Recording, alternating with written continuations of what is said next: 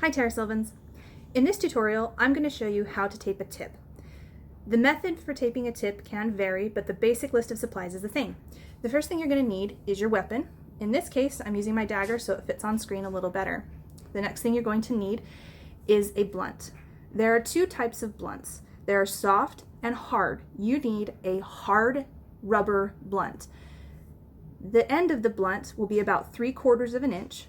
The depth of the hardened rubber should be at least a 1/2 inch. The opening of the blunt is going to be about 5/16 of an inch, although there is some wiggle room here. You can see that.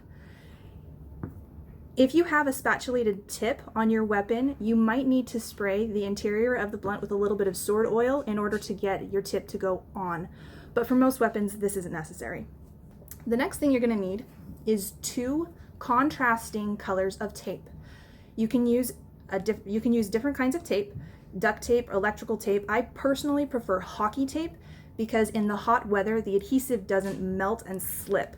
Rather, on hockey tape, the adhesive tends to fuse together, making for a stronger bond, which is more long-lasting. But whichever tape you decide to use, you need to have 2 contrasting colors. I'm using green and yellow because those are my personal colors. And finally, the last thing you're going to need is something to cut it with. On most hockey tape, there's a perforated edge that you can rip. On this hockey tape that I'm using, there isn't, and I like it better because on that perforated edge tends to catch on blades when the tape is new. So I prefer the tape that doesn't have it. So the methodology for this is first you have to get your tip onto your sword. So you slip it on. Naturally, it's going to be a little bit loose and wiggly, so you take some calculated pressure and push it. I like to smack it on a chair or the floor so that it's nice and stuck on there. The next thing I do is I take a length of tape, which is roughly twice the length of the tip. 2.5 times is what I like. It's kind of hard to see in the camera, but around the edge of the tip up here, there is a manufacturing line, and that's where I like to start all of my taping from. With the flat edge of the blade present, you want to take the tape and lay it against this line up here, and then lay it flat against the blade, like so. Where the lip of the blunt matches the blade is where I like to begin pressing down. That way I'm sure that the base of the blunt is matching the blade, and then I slide it along like this, like that. Then, right starting at where the blunt matches the blade, I come in again and I fold the tape over the blade like this, and I'll show you the back in just a second. And then you just kind of round it off on the top up here. Let me flip it over so you can see. Okay? So as close as you can get it to that blunt is where you want to be. Then you take your next piece of tape, again, 2.5 times the length of the blunt, line it up with that manufacturing mark, get it nice and flat on your blade. You want to try and keep your tape as flat as possible while you're doing this process so that it prevents bubbling and it will make it smoother in the long run, preventing catching of blades. It'll keep your tape on longer. The flatter you get it on to begin with, the better off you'll be. Okay? So now your tape is on there pretty good. Here's where there are some differences in methodology. Some people prefer to go over the top of their tip, which is fine. I checked the SCA standards. It doesn't say anything against that. I personally prefer not to because tape is more flexible than the blunt. So if your blunt wears out and your tip begins to poke through, you might not be able to see it if there's tape covering the top. If any of you have ever been hit by a blade without a blunt on it, you'll know it hurts a lot. So I prefer to be able to see the tip. But again, there's nothing against it in SCA standards. You can tape it either way. This is just how I do it. The next thing I do is still taking my first color, again, beginning at that manufacturer's seal or that line around the top. I come here to the top, and then I just slowly spiral down the blade. And we'll try and keep that on camera for you. Again, trying to keep it as flat as possible, although when you're spiraling around your blade, there will be some puckering, is the best word for it. By the time you get to the base of the blunt, it's really important to keep it super tight right there at that base. Okay? Let me zoom in. Let me show you so you can see it better. Can you see how tight that is right there where that blunt comes in? This is just like an extra little seal that will keep your blade on, or your blunt on your blade longer.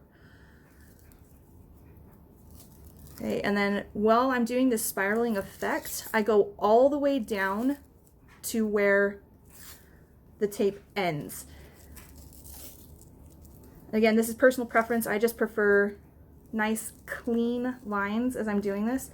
I find that the flatter the tape is, the less swords catch on it, and I don't like it when swords get caught on my tape. Ruins the fighting experience. We're almost there now.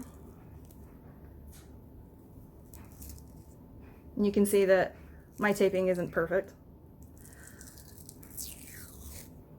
A little hard to get it perfect when you're doing a 5-minute tutorial video. Okay, we're down here at the bottom now. Okay. So again, if you have the perforated edges, you can just rip it. I don't, so I have to cut mine. Okay. And there you go. You can see it pretty clearly from the tip. You can see that there's just a little poking out here so that you can see the blunt or the blade if it comes through. Very, very tight at the neck, and then nice and tight and as flat as I can get it going down. Now, get ready for your second color, your contrast color. The idea behind having the contrast color is so that the tip is more visible during a fight or low level lighting. I like to put my brightest color underneath and my darker color on top so that the tips tends to really stand out. The trick with this is to not put on too much of your contrasting color, otherwise you completely cover it up.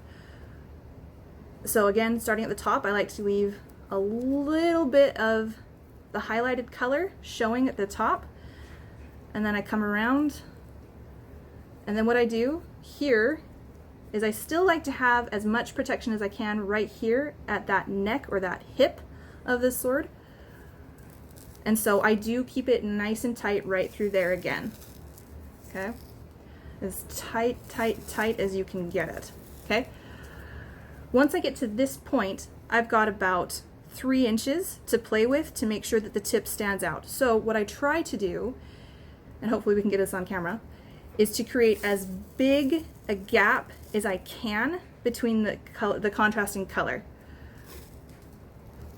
There, like that, okay? So that you can see both the yellow and the green. Then I come down to the base again. Nice tight, tight wrap around the base. And we'll rip that off, like so. I pull that as tight as I can get it. Okay, now, here's a good example of the blade or the tape not laying flat. Hockey tape, unlike electrical tape or duct tape, is wonderful for this purpose because it self-adheses. So what you can do here is just pinch it down. And with the heat of your fingers, it's gonna fuse really well.